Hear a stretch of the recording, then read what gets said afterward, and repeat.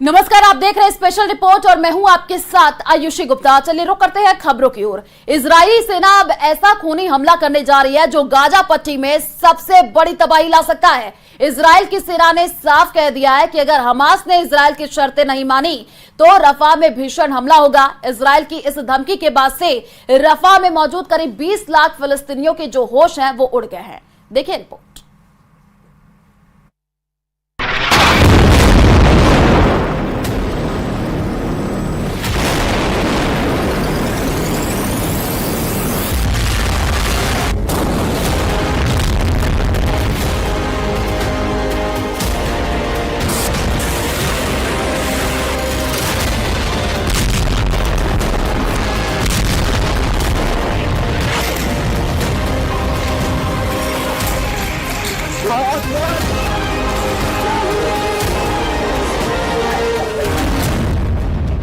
सौ दिन बाद आईडीएफ का ऑपरेशन सर्वनाश। 7 अक्टूबर 2023 के बाद से पूरा मिडिल ईस्ट जंग की आग में धधक रहा है। पीएम नेतन्याहू ने 200 दिन के युद्ध के बाद अब गाजा और रफा में ऐसा ऑपरेशन शुरू कर दिया है जो हमास के अंत के बाद ही रुकेगा।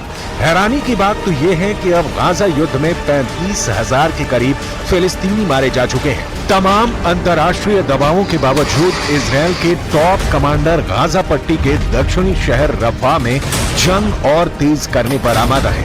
आप इसी से अंदाजा लगा सकते हैं इजराइल ने हमास का पूरी तरह से सफाया करने के लिए बहुत बड़ी तैयारी कर ली है।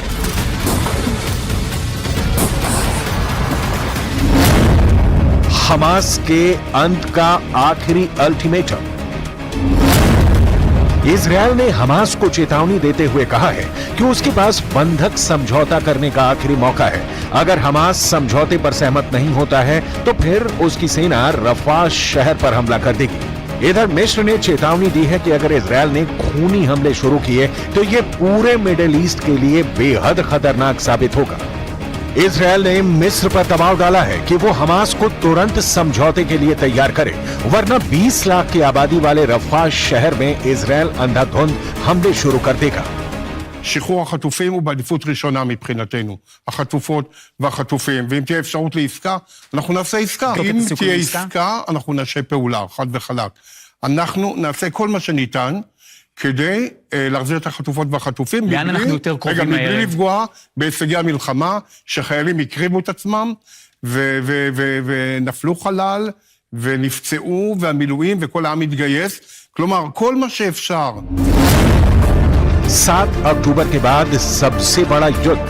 इधर हमास के लड़ाके अभी भी इजरायली सेना पर गाजा पट्टी और रफा के इलाके से हमले करने में जुटे हैं। सुरंगों का नेटवर्क अभी भी मौजूद है जहां से हमास के लड़ाके हमले कर रहे हैं।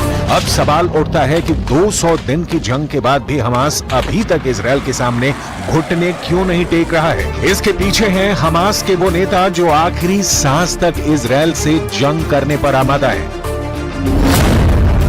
हमास के जिंदा 4 टॉप कमांडरों की वजह से गाजा युद्ध लगातार 200 दिन से चल रहा है। हमास का शीर्ष नेता इस्माइल हानिया है जो अभी तक जिंदा है। दूसरे नंबर पर याया सिनवार है जिसे खान यूनुस का कसाई कहा जाता है, जो सुरंग युद्ध में बेहद माहिर है, वो भी अभी तक जिंदा है।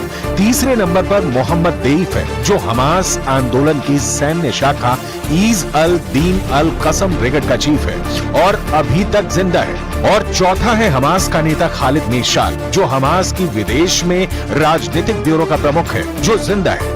यही वजह है कि अब इजरायली सेना इन टॉप कमांडर्स को मारना चाहती है, लेकिन दिक्कत यह है कि हमास चीफ हानिया कतर में छिपा बैठा है, जबकि सिनवार मिस्र से सटे रफा की सुरंगों में आबादी वाले इलाकों में छिपा बैठा है। इजरायल इसलिए बार बार कह रहा है कि रफा में हम ऑपरेशन करने जा रहे हैं। इजरायल दिसंबर 2023 तक गाजा पट्टी में 29,000 से ज्यादा बम बरसा चुका है, जिसमें गाजा पट्टी में मौजूद 70% से ज्यादा इमारतें पूरी तरह से तबाह हो चुकी हैं। कुछ दावों के मुताबिक हमास की 80% सुरंगें इजरायल की भयानक बमबारी में तबाह हो चुकी हैं, लेकिन रफा में मौजूद हमास की सुरंगों को तबाह करना इजरायल के लिए बहुत बड़ा सिरदर्द है, क्योंकि सुरंगें ठीक घनी आबादी के नीचे हैं। अगर यहाँ पर इजरायल 3-3 हजार किलो के बम गिराता है तो यहाँ पर हजारों लोग मारे जाएंगे। जरा इस एनिमेशन से समझिए कि क्यों रफा में इजरायल ऑपरेशन को खूनी युद्ध कहा जा रहा है। गाजा पट्टी के दक्षिणी शहर रफा में इजरायल बड़ा ऑपरेशन करने जा रहा है, जिसकी वजह से 23 लाख की आबादी वाले इस इलाके में भयानक खून खराबा होगा। यहाँ हमास के लड़ाकों से ज्यादा आम इंसान मारे जाएंगे। अभी एक हफ्ते पहले रफा में हुए इजरायली हवाई हमले में 22 लोग मारे गए थे, जिसमें से 18 बच्चे और महिलाएं थी। इसीलिए कहा जा रहा है कि अब रफा में दुनिया वो खूनी मंजर देखने जा रही है जिसकी कल्पना करना भी मुश्किल है। وهنا أقول لكم ما يجري في غزة وما سيجري خلال الأيام القادمة هو ما ستقوم به إسرائيل من اجتياح مدينة رفح، لأن جميع الفلسطينيين من أهل غزة تجمعوا في مدينة رفح، وبقي ضربة صغيرة فقط।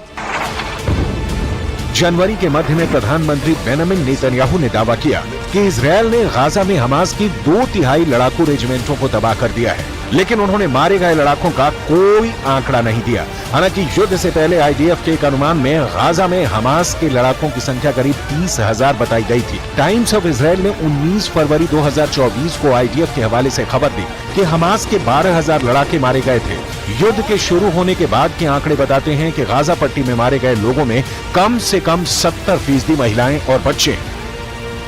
والنقطة الثالثة هي أننا لن نقبل بأي حال من الأحوال تهجير الفلسطينيين سواء من غزة أو من الضفة خارج إطار وطنهم، ويجب أن يبقوا في وطنهم، ويجب أن لا تتكرر مأساة ونكبة عام 1000। पश्चिम की एक मीडिया रिपोर्ट के मुताबिक एक शीर्ष इजरायली अधिकारी ने कहा कि मिस्र पर समझौते के लिए दबाव डालने को तैयार है, लेकिन इजरायल की ओर से रफा में आगे बढ़ने के इरादे गंभीर हैं। इजरायली अधिकारी ने कहा कि इजरायल हमास द्वारा किसी भी देरी के लिए सहमत नहीं होगा। इजरायल की सेना ने रफा शहर के करीब दर्जनों टैंक और बख्तरबंद वाहन जमा कर दिए हैं। इधर मिस्र ने चेतावनी दी है कि रफा के हमले में मानवीय स्थिति के साथ साथ क्षेत्रीय शांति और सुरक्षा पर विनाशकारी परिणाम हो सकते हैं। हमास ने इससे पहले कहा था कि वो स्थायी युद्ध विराम और इजरायली सैनिकों की पूर्ण वापसी की अपनी मांगों से पीछे नहीं हटेगा। इस मांग को इजरायल ने खारिज किया, क्योंकि हमास नेता याया सिनवार बंधकों को मानव ढाल के रूप में इस्तेमाल कर रहे हैं, जिनके बारे में माना जाता है कि वो एक सुरंग नेटवर्क में छिपे हुए हैं। सूत्र ने बताया कि इजरायली सेना के रफा में जाने से पहले हमास के लिए ये आखिरी मौका है।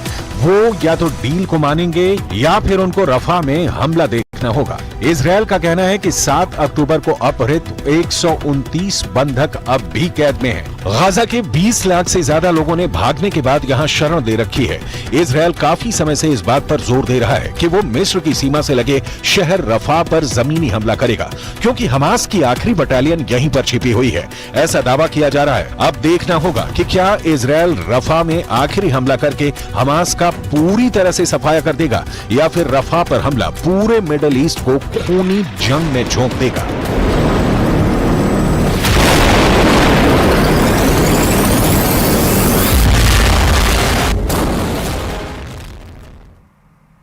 और चलिए रुक करते हैं अगली खबर की ओर। गाजा का युद्ध अब अमेरिका के लिए बड़ी फास्ट बन सकता है। अमेरिका के अंदर गाजा को लेकर के एक ऐसी जंग शुरू हो गई है जिसका अंदाजा बाइडेन को भी नहीं था। इस वक्त अमेरिका के कई शहरों में गाजा के नाम पर बड़ी टक्कर शुरू हो गई है। देखिए रिपोर्ट।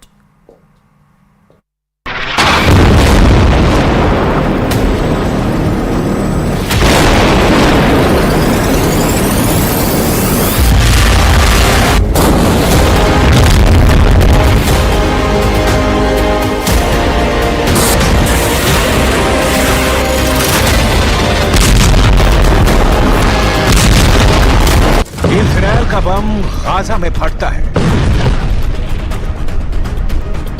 लेकिन उसकी धमक अमेरिका में सुनाई देती है। ना सिर्फ सुनाई देती है बल्कि जमीन पर ऐसी दिखाई देती है।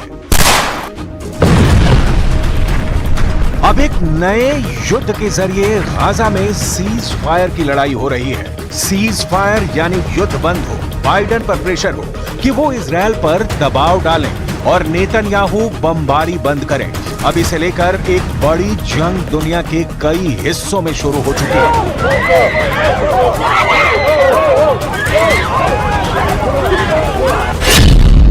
कहा जा रहा है कि गाजा का युद्ध अमेरिका में पहुंच चुका है। गाजा को बचाने के लिए अमेरिका में जंग शुरू हो चुकी है। इस जंग में अमेरिका के विश्वविद्यालय बैटल ग्राउंड बन चुके हैं।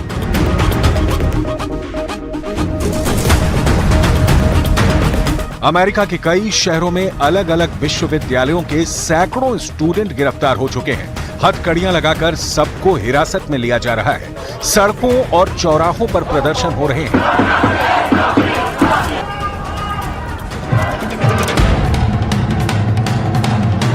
पुलिस और छात्रों के अलावा यूनिवर्सिटी स्टाफ पर एक्शन लिया जा रहा है। ये अटलांटा है और यहाँ पर छात्रों पर पुलिस की कार्रवाई की तस्वीरें विचलित भी कर सकती हैं। हंगामा और बवाल बहुत ज्यादा है। इनकी डिमांड है कि गाजा युद्ध रुके, पश्चिम एशिया में लगी आग बुझ जाए। This is insane. I just saw police use unnecessary violence for peaceful protesters. I saw police knock students to the ground. Clearly, you see a bunch of arrests going on. People were pepper sprayed. This is a school. Like, why is this happening? हंगामा America के शहरों में जारी है। आग Israel की सड़कों पर भी लगी हुई है। एक तरफ अमेरिका का ओहायो है, दूसरी तरफ इजरायल की राजधानी तेल अवीव है। दोनों तरफ तनाव फैला है, दोनों तरफ फसाद जारी है, दोनों तरफ भीड़ अपने देश के पुलिस के साथ जूझ रही है।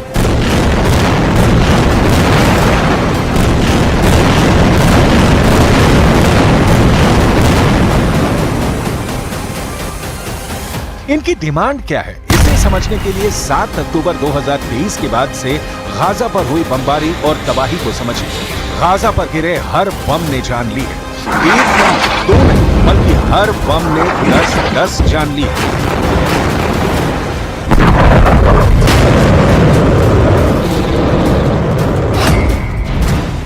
तो हमास के कब्जे में फंसे इजरायली नागरिकों के वीडियो ने बेचैनी फैला दी है। इन तस्वीरों को देखकर पूरी दुनिया पूछ रही है कि इजरायल और हमास के बीच सीज फायर कब होगा? गाजा पर बमबारी कब तक जारी रहेगी? हमास के कब्जे से इजरायली नागरिक कब तक रिहा होंगे?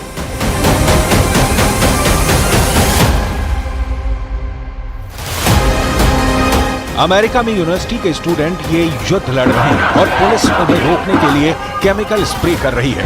कुछ पर टेजर गन चलाई जा रही है, यानी करंट वाले पिस्तौल। लेकिन अमेरिका में बाइडेन के खिलाफ यह विरोध रुकने का नाम नहीं ले रहा। अमेरिका के बॉस्टन में नॉर्थहैम्पटन यूनिवर्सिटी के छात्रों ने कैंप लगाकर गाजा के समर्थन में प्रदर्शन किया तो करीब 100 लोग हिरासत में लिए गए। इनमें ज्यादातर छात्र और छात्राएं ही हैं। कई जगह आंसू गैस के गोले छोड़कर इस विरोध को दबाने की कोशिश हुई। अमेरिका के इंडियाना में ब्लूमिंगटन नाम का शहर है और यहाँ इंडियाना यूनिवर्सिटी में 23 लोगों को गिरफ्तार किया गया। एरिजोना स्टेट यूनिवर्सिटी में करीब 70 लोग गिरफ्तार किए गए क्योंकि यहाँ भी तंबू लगाकर गाजा में सीज फायर की मांग की गई। फिलिस्तीन के समर्थन के साथ यहाँ इजरायल के बंधकों की भी बात हो रही है और उनकी रिहाई के लिए भी अमेरिका पर दबाव डाला जा रहा है। We see what's happening in the United States and now in Australia. We keep going and we hope that it'll take off in France too, because universities really have a role to play in what's happening in Palestine and the genocide which is underway.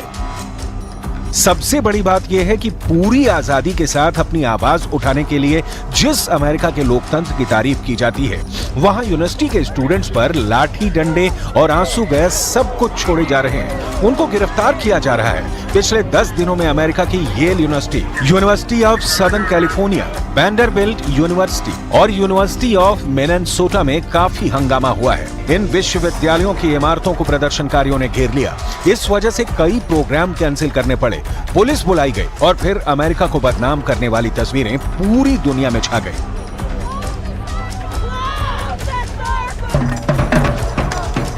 New York की Colombia university में भी ऐसा ही प्रदर्शन हुआ और यहाँ 100 से ज्यादा लोगों को गिरफ्तार किया गया। And when students here in CUNY or in Columbia, whenever they're standing up and opposing the state of Israel, we are saying very good. It's not anti-Semitic. It should be it should be accepted in the world that when you are doing a crime to the people of Gaza, that it's unjust and their voices should be accepted, not they should be vilified and accused of anti-Semitism. अब यही हाल Canada में भी देखा गया। यही हाल Australia, Britain और France में भी देखा जा रहा है। ये वो देश हैं जिन्होंने गाजा में नॉन स्टॉप बमबारी को लेकर इजरायल का समर्थन किया है, यानी बम रफा कैंप में गिर रहा है और गुस्से के शोले पश्चिमी देशों में भड़के हुए हैं। डिमांड 3 है, गाजा पर बमबारी बंद हो, सीज फायर हो और बंधकों को छुड़ाया जाए। इस वक्त हमास के कब्जे में इजरायल के कई बंधक हैं, जिनको छुड़ाने के लिए इजरायल की सरकार पर भी प्रेशर बनाया जा रहा है। 200 दिनों से भी ज्यादा वक्त से बंधक बने केत सीगल और ओमरी मेरान का वीडियो हमास ने जारी किया है। יש לי זיכרונות מאוד מאוד יפים מפסח בשנה שעברה, שחגגנו כולנו ביחד, ואני מאוד מקווה שתהיה לנו לכולנו הפתעה הכי טובה שיכולה להיות. משפחתי היקרה, אני מתגעגע לכולכם. אבא, אחיי, אחותי, לישי אהובתי, רוני ואלמה, בנותיי היקרות. इन दोनों बंधकों की वीडियो के अलावा पहले भी हमास की तरफ से वीडियो आते रहे हैं और इजरायल में इसे लेकर गुस्सा बहुत ज्यादा है। तेल अवीव में मेन हाईवे को ब्लॉक किया जाना आम बात हो गई है। मुद्दा सिर्फ एक है, बंधकों को वापस लाने की डिमांड तेज हो रही है। 7 अक्टूबर को हुए हमास के हमले में इजरायल के 1200 लोगों की मौत हुई थी। करीब 250 इजरायली नागरिकों को बंधक बना लिया गया था।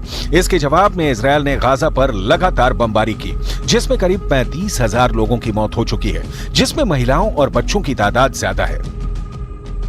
हजारों लाशें अब भी मलबे में दबी हुई हैं। सवाल है कि गाजा में बचे आखिरी इलाके रफा पर लगातार बमबारी के बीच इजरायल अब क्या चाहता है? אם תהיה עסקה, אנחנו נעשה פעולה, חד וחלק. אנחנו נעשה כל מה שניתן כדי להחזיר את החטופות והחטופים, מבלי לפגוע בהישגי המלחמה, שחיילים הקריבו את עצמם, ונפלו חלל, ונפצעו, והמילואים, וכל העם התגייס. כלומר, כל מה שאפשר. गाजा के रफा से आया ये वीडियो देखिए। गाजा का ये रिफ्यूजी कैंप एक बड़ा मैसेज दे रहा है। मौत और खून खराबे के बीच यहाँ बच्चों का कोई खेल चल रहा है। जिस गाजा की आबादी करीब 20 लाख थी, वहाँ 85% लोगों का घर तबाह हो चुका है। लोग अब दक्षिणी गाजा में एक छोटे से हिस्से में रहने को मजबूर है। कोई तंबुओं में रह रहा है तो कोई बमबारी से तैयार हुए खंडहरों के बीच सिर छुपाने को मजबूर है।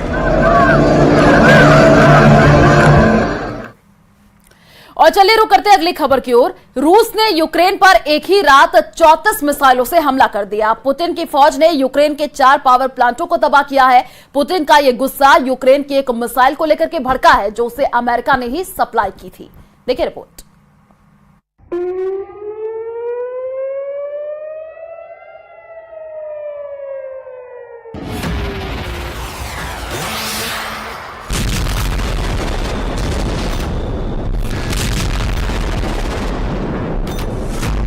चौंतीस मिसाइल हमलों से यूक्रेन धुआं धुआं।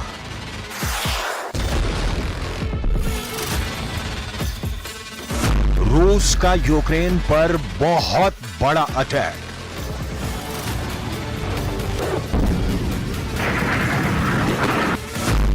यूक्रेन के 4 पावर प्लांट हुए तबाह।